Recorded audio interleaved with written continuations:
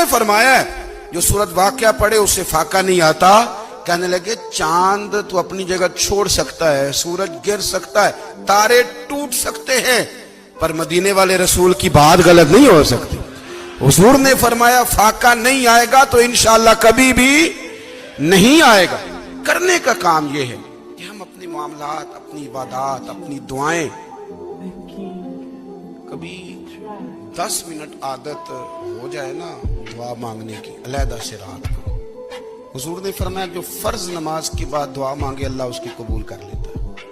नबी पाक सल्लल्लाहु ताला अलैहि वसल्लम ने फरमाया अल्लाह मुसाफिर की दुआ कबूल फरमाता है। हुजूर ने फरमाया अल्लाह मजलूम की दुआ कबूल फरमाता है। हुजूर ने फरमाया बीमार से दुआ कराओ अल्लाह उसकी दुआ कबूल फरमाता है। मेरे नबी पाक ने फरमाया माँ बाप जब भी औलाद के लिए हाथ उठाएं, वैसे तो बुल्ले शाह तो आसमानी उड़ दिए